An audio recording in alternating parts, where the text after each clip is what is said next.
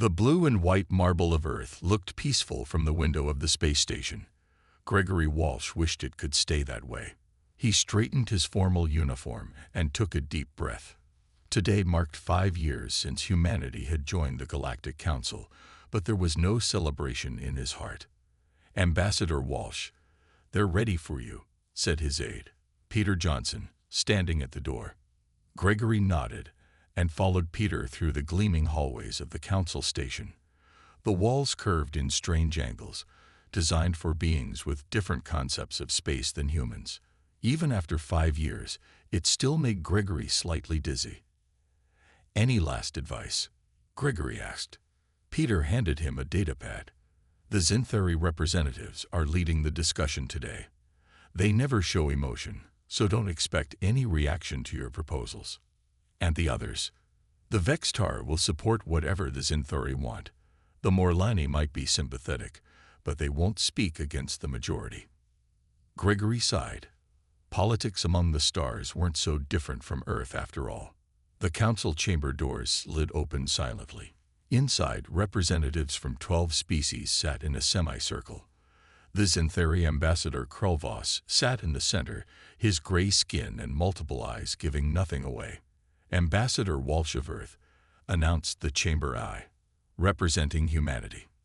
Gregory took his seat at the end of the arc, the newest member's traditional place. "We will continue our discussion of oceanic resource extraction on Sol 3, said Krulvos without preamble. His translator gave his voice a flat, mechanical quality. Gregory leaned forward. "Earth has reviewed your proposal, and we must respectfully decline." A murmur went through the chamber. "Earth's oceans contain critical minerals needed for Council FTL drives," said the Vextar representative, his tentacles waving in agitation. "Our harvesting would be limited." "Limited by your definition," Gregory replied. "Your minimal extraction would destroy our marine ecosystems and cause catastrophic climate change. We've submitted alternative proposals." "Insufficient," Krulvos stated. "The needs of the Council outweigh the concerns of a single planet." Back on Earth, Admiral Samantha Martinez watched the transmission from her office at Pacific Fleet Command. Her face showed the concern she felt as the Council dismissed human concerns once again. "Playing hardball, aren't they?" said her second-in-command, Jack Rivera. "Just like the last 3 meetings," Samantha replied.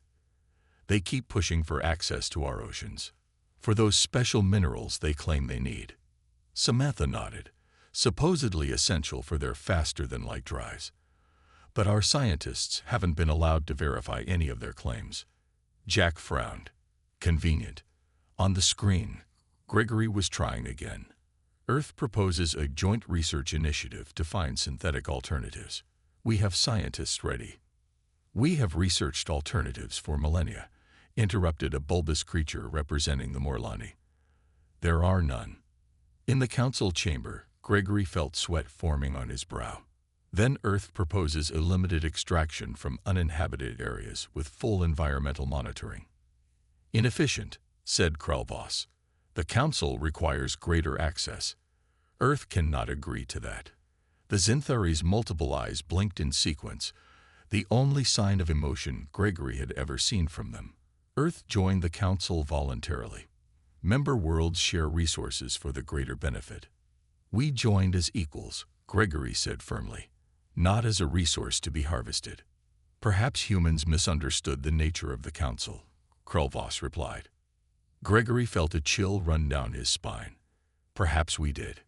As he left the chamber, Peter whispered, "That didn't go well." "No," Gregory agreed. "Contact the president. We need to discuss our options." Later that night, as Gregory prepared a report for Earth, his computer chimed. An encrypted message appeared. Internal Council communications he shouldn't have access to. His eyes widened as he read. The Council wasn't just after resources. They were discussing reclassifying humans as a resource species with limited rights. Gregory immediately called Earth. "Madam President, we have a problem." President Alicia Reyes sat at the head of the emergency meeting table. Her face was grim as she looked at the people gathered around her. military leaders, scientists, and political advisors. "Let me be clear about what we're facing," she said. "The Galactic Council has given us 30 days to allow them access to our oceans, or they will impose sanctions." Gregory Walsh stood up and activated the room's display. "It's worse than that. This message was never meant for human eyes." The screen showed alien text with a translation below.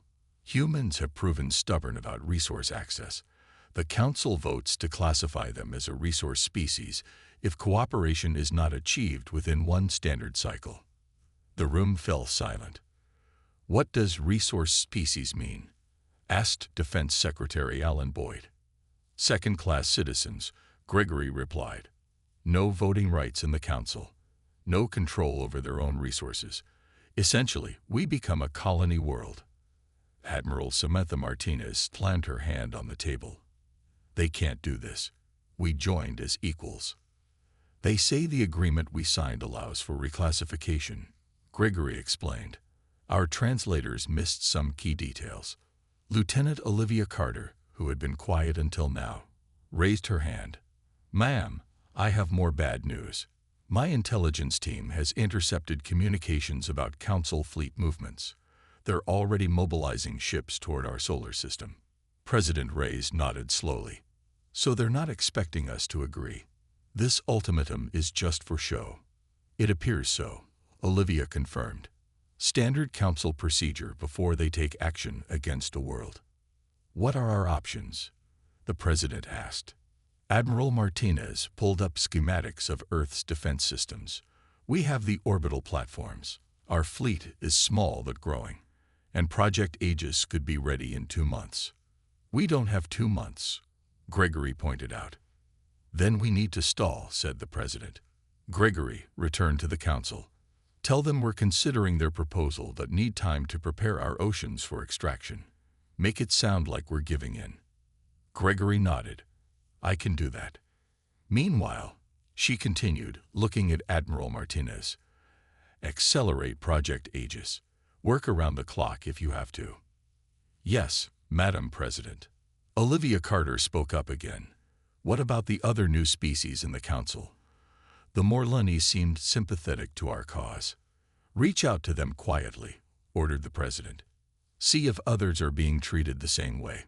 24 hours later, Gregory Walsh stood before the Council again. His face showed defeat, though inside he felt nothing but determination. "Earth requests 60 days to prepare our oceans for Council extraction," he said, his voice deliberately humble. "We need time to relocate marine research stations and adjust our climate stabilizers." Krulvoss's multiple eyes blinked in sequence. "The Council grants 30 days. No more." "We need at least 30 days, Krulvoss repeated, "or sanctions begin immediately." Gregory bowed his head. "Earth accepts these terms." Back on Earth, preparations were already underway. Military ships moved into new positions. Scientists worked frantically to complete new shield technologies. And in a hidden facility beneath the Pacific Ocean, Project Aegis grew closer to completion. In her office, Lieutenant Olivia Carter received an encrypted message from a Morlani diplomat. She quickly decoded it and read the contents.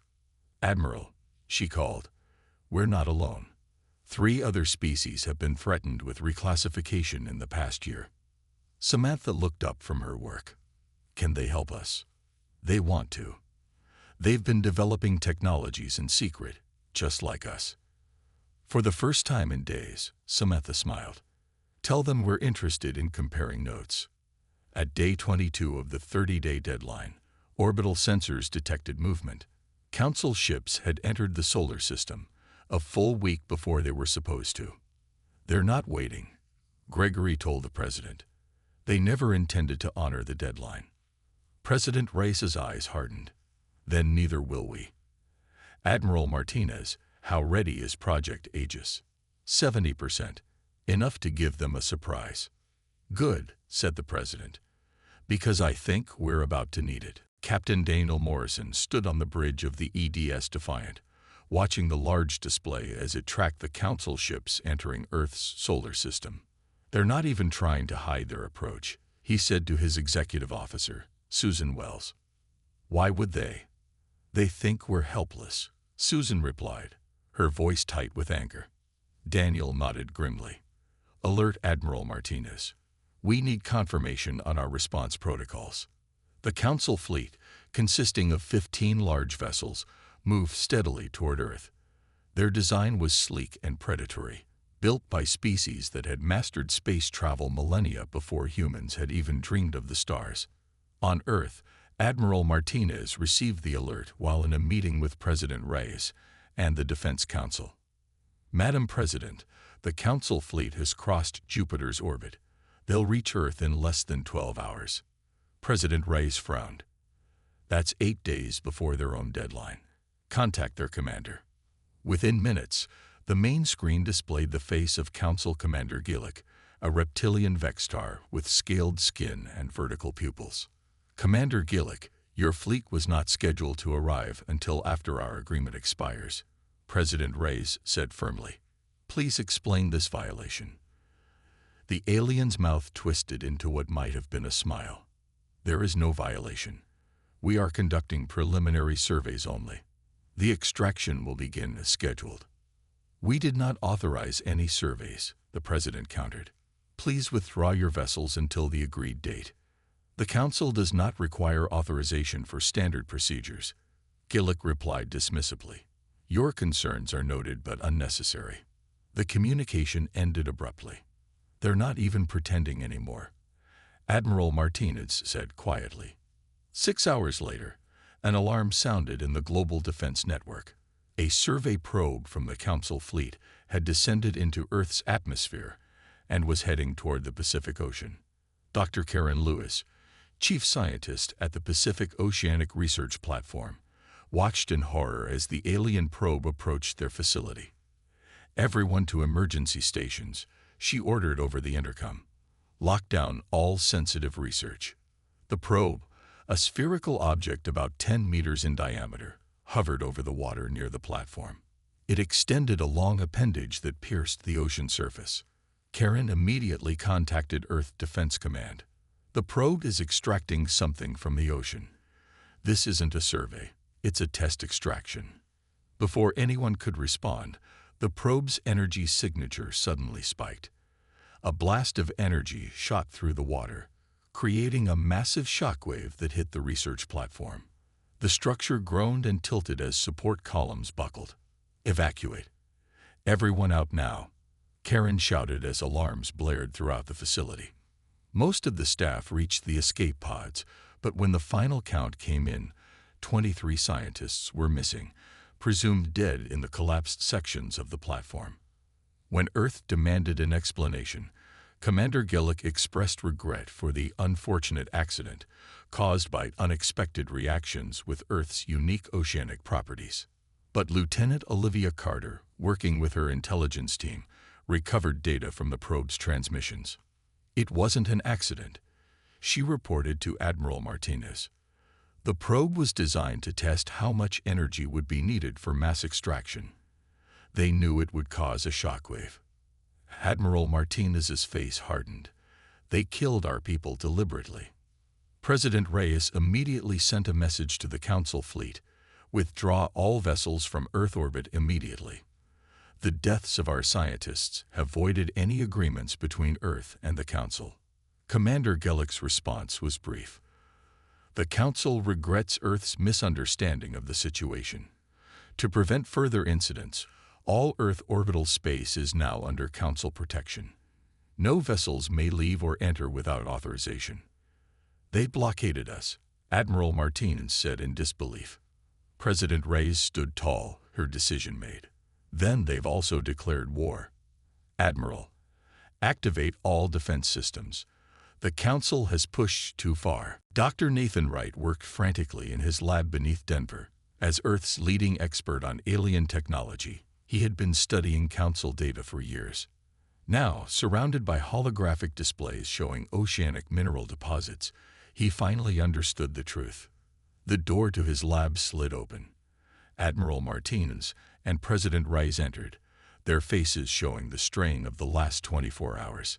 "Tell me you have something, Doctor," the president said. Nathan nodded. "I do, and it's worse than we thought." He pointed to the largest display. "This is why they want our oceans. These minerals aren't just for FTL drives. When combined with this energy extraction method, they can drain an entire planet's water supply in months. They want to take all our oceans." Admiral Martinez asked in disbelief. "Every drop," Nathan confirmed. "And they've done it before. Look at these star charts. These red systems were described in council records as naturally arid, but our probes detected traces of former oceans." President Reyes closed her eyes briefly. "They're strip mining worlds." A sudden alarm blared through the facility. The president's aide rushed in. "Madam President, council ships are deploying troops to our orbital defense platforms." In space, Chief Engineer Kelly Franklin raced through the corridors of Defense Platform Alpha. Warning lights flashed as the station's AI announced, "Security breach in Docking Bay 3. Unknown entities detected." Kelly reached the main control room and sealed the doors. "This is Chief Engineer Franklin. We have borders. Initiating emergency protocols." She pressed her palm against the security scanner and spoke clearly. "Authorization Franklin Omega 97. Activate defense mode." Throughout the station, security barriers deployed and automated defense systems came online. But the Council forces had technology that could bypass many of the systems. Kelly watched the security feeds as alien soldiers moved through the station. They were tall, armored figures that moved with practiced precision. "They've done this before," she muttered. "They're not here to negotiate." On her command console, a message appeared from Earth Defense Command. "Hold as long as possible. Help coming." Outside, a civilian transport fleeing Earth was intercepted by a Council ship.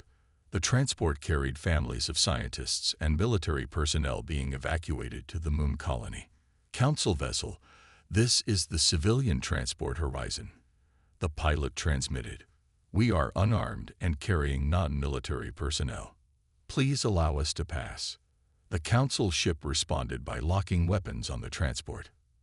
From her command ship, Admiral Martinez watched the situation unfold. "All ships, this is Admiral Martinez. The Council has targeted civilians. Consider this an act of war." Her voice was calm but firm. "Defensive protocols are now active. Protect the transport." 3 Earth ships moved to position themselves between the transport and the Council vessel. The Council ship fired anyway. What happened next shocked everyone, especially the Council forces. The energy blast hit an Earth ship, but instead of destroying it, the blast was absorbed by a shimmering blue field.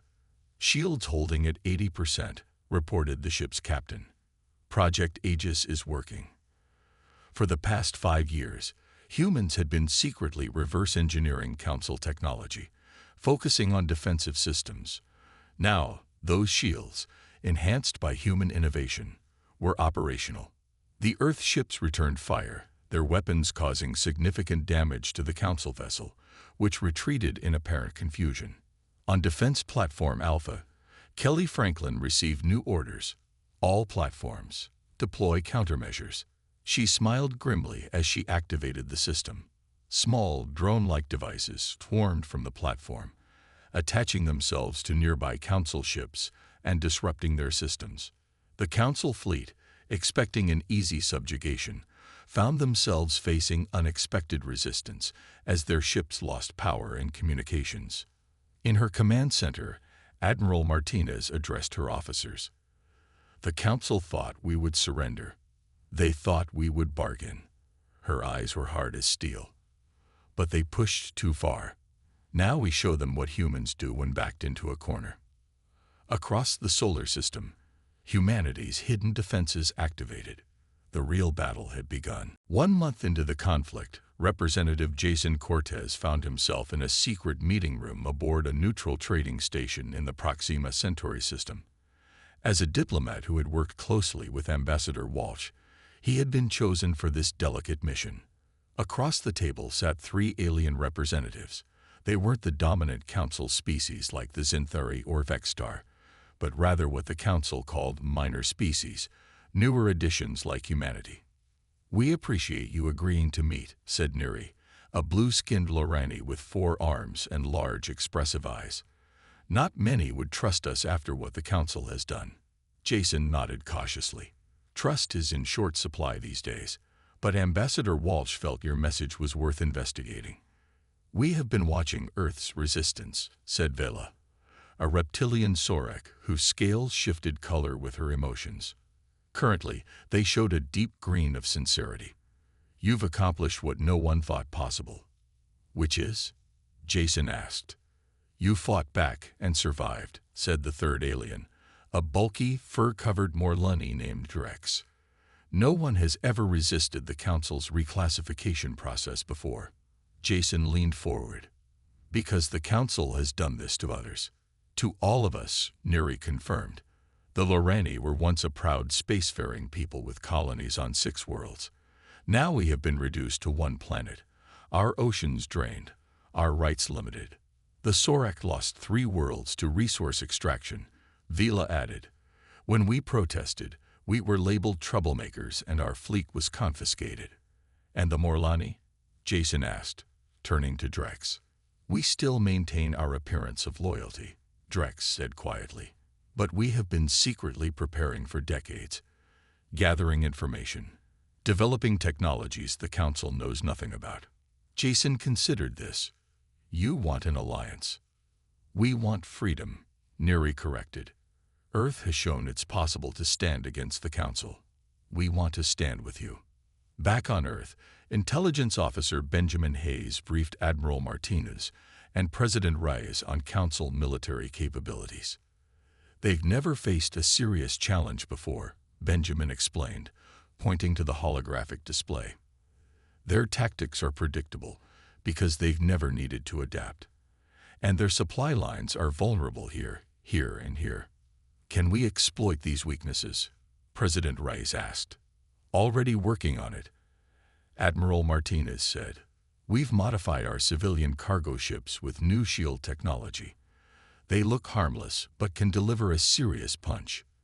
In engineering labs across Earth, humans worked alongside a few defected alien scientists. The human talent for innovation combined with alien knowledge produced remarkable results. Chief Engineer Kelly Franklin, now leading a team in Houston, held up a small device. "This disrupts their targeting systems. We can mass-produce them in days." In orbit, Captain Sam Rodriguez supervised as his crew installed new weapons on what had once been a mining vessel. "No one will expect a mining laser to cut through Council ship armor," he told his crew with a grim smile. 2 weeks later, ships from Earth, Lorani, and secretly from Morlani space launched simultaneous strikes against Council supply bases. The Council, never having faced coordinated resistance, had left these bases lightly defended.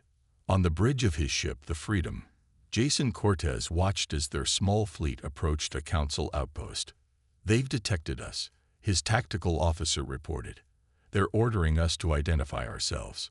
"Send them our answer," Jason ordered.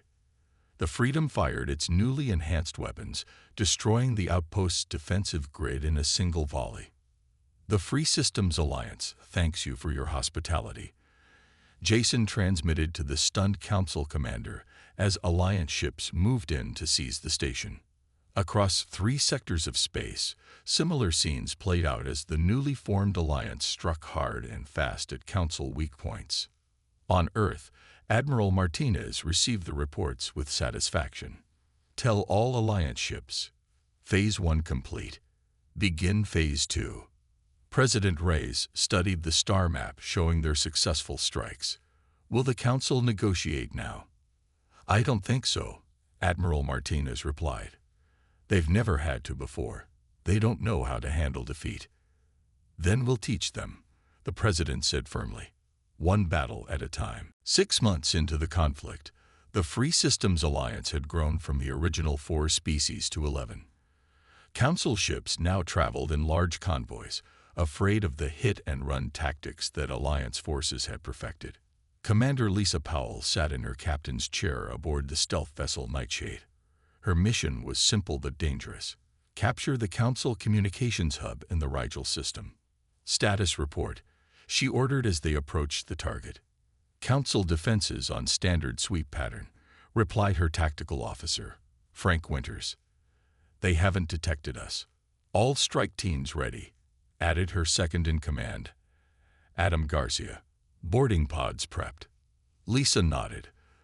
The communications hub was a massive station that relayed all Council military orders throughout this sector of space. Capturing it would give the Alliance an enormous advantage. Begin approach. Maintain stealth protocols, she ordered. The Nightshade slipped silently through space, its experimental cloaking system, a combination of human ingenuity and Lorani technology, hiding it from Council sensors.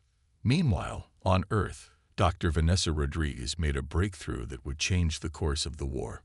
Working with data captured from Council ships, she discovered a fundamental flaw in their FTL drive technology. Admiral, she explained to Samantha Martinez during an emergency briefing, their faster-than-light drives all use the same navigational calculation method. It's efficient but predictable. How predictable? Asked the Admiral. Vanessa smiled.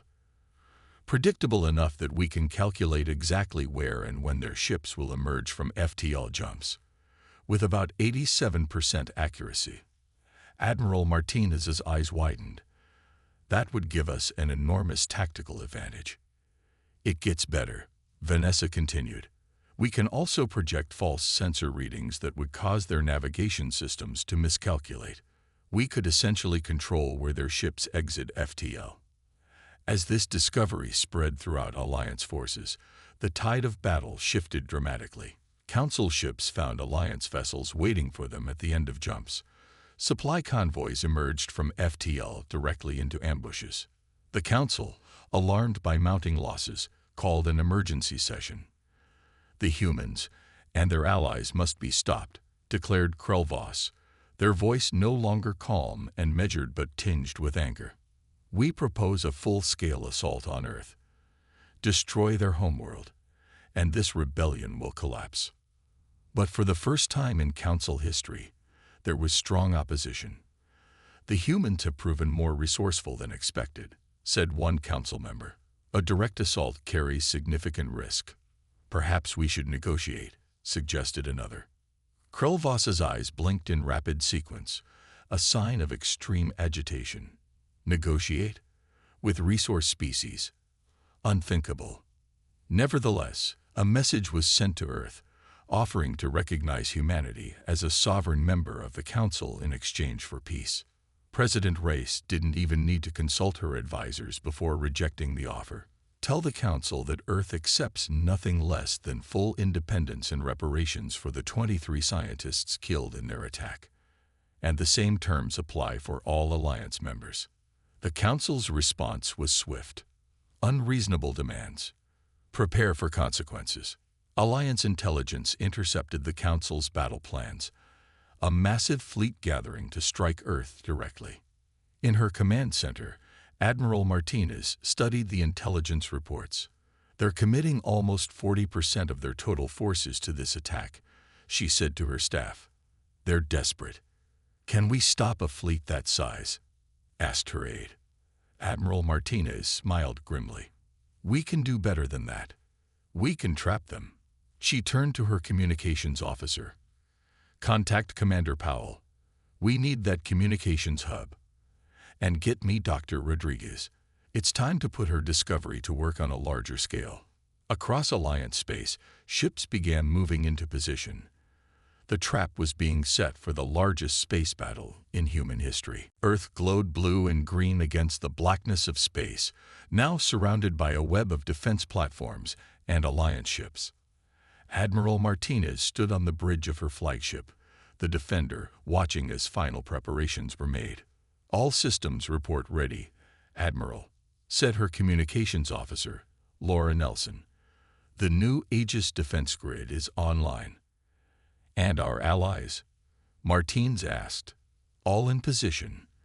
The Lorani fleet is hidden behind the moon. Sorek forces are in the asteroid belt. Morlini ships are holding beyond Mars. Martinez nodded. And Captain Sullivan. The strike team reports ready. They're in position behind the Council fleet's expected arrival point. Everything was ready. Earth had transformed its orbital defenses in the months since the conflict began.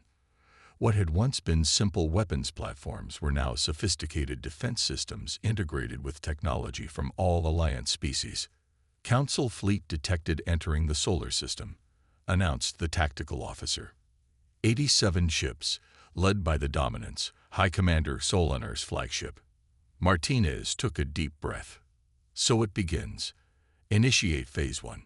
Across the solar system, hidden sensors activated, sending carefully designed signals to interfere with the Council fleet's navigation systems. Aboard the Council flagship Dominance, High Commander Solinar, a tall, imposing Xanthari, observed Earth through the main viewport. The humans have built some defenses, he noted dismissively. Nothing that can withstand our fleet. Begin the attack sequence. Commander, called a sensor officer, detecting unusual energy patterns ahead. Ignore them, Solinar ordered. The humans are trying to confuse our sensors. Press forward. As the Council fleet moved deeper into the solar system, they followed the exact path Dr. Rodriguez had predicted they would. They've taken the bait, Martinez said quietly. Signal Captain Sullivan. Execute Phase 2. Behind the Council fleet, seemingly out of nowhere, appeared Captain Ryan Sullivan's small but powerful strike force. These ships, equipped with the latest Alliance weapons, targeted the rear of the Council formation, focusing fire on their engines and communication arrays. Alarms blared across the Council fleet as explosions erupted from multiple ships. "We're under attack from behind," shouted Solinar's second-in-command.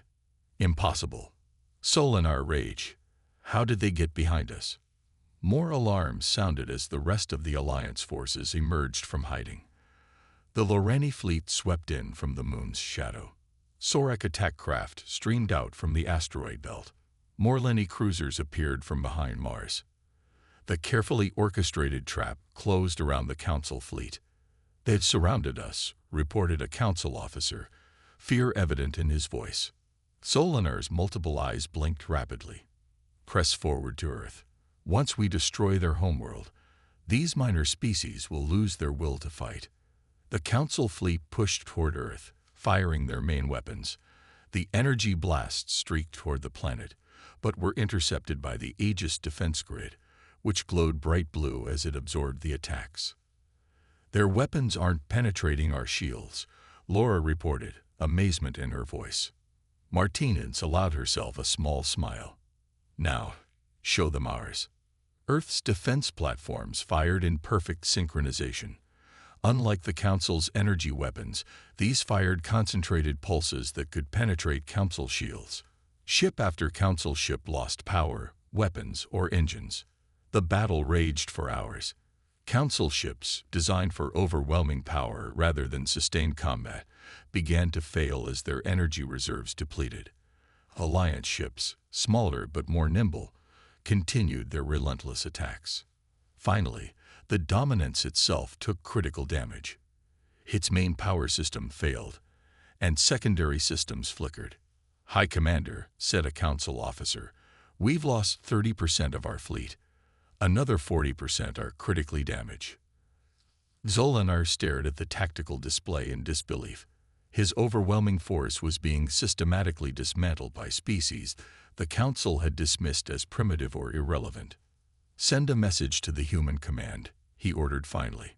"We offer terms for our withdrawal." Admiral Martinez received the message with a grim expression. "The Council offers to withdraw all forces and recognize Earth's independence if we allow their fleet to depart." President Reyes, watching from Earth Command, shook her head. "After everything they've done, no. Tell them what we told them before. Unconditional withdrawal from all Alliance territory."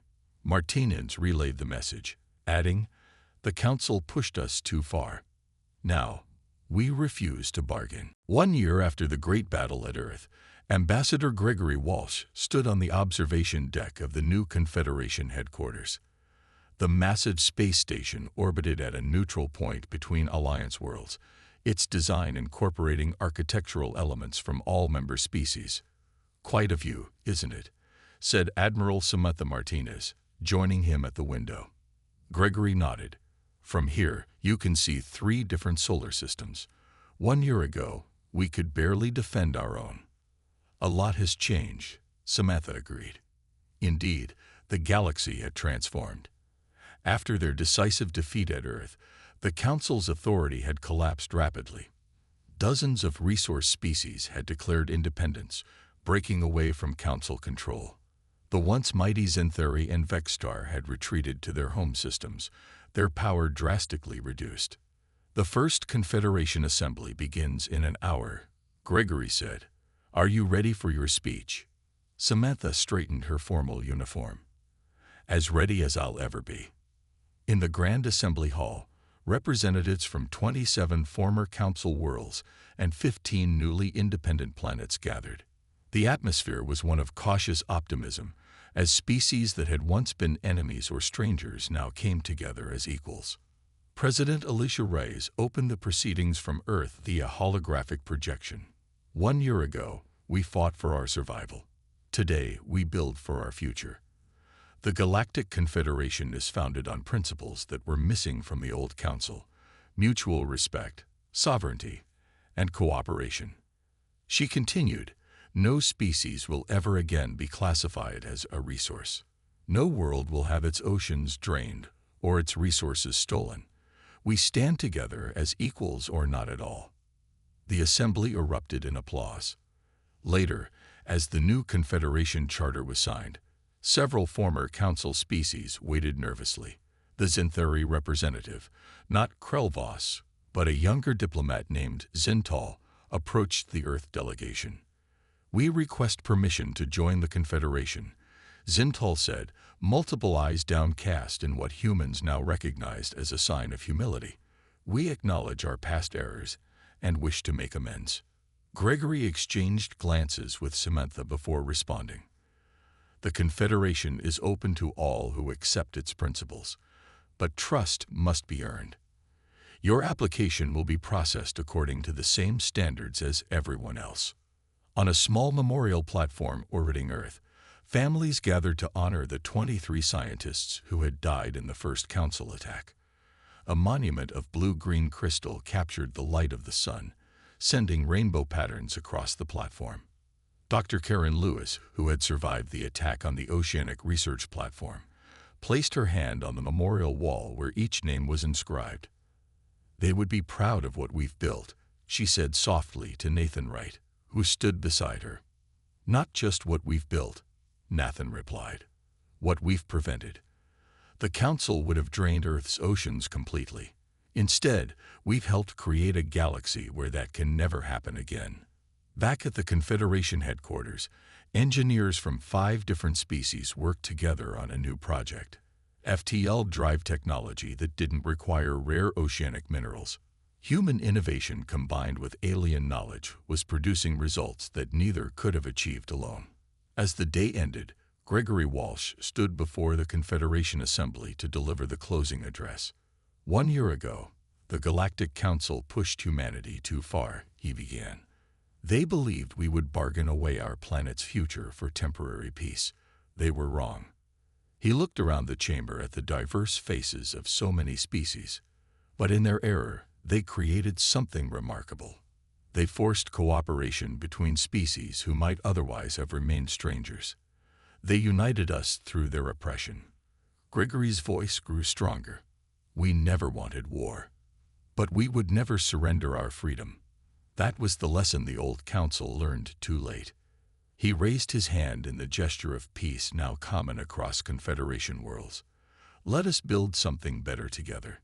Not a council that rules, but a confederation that serves.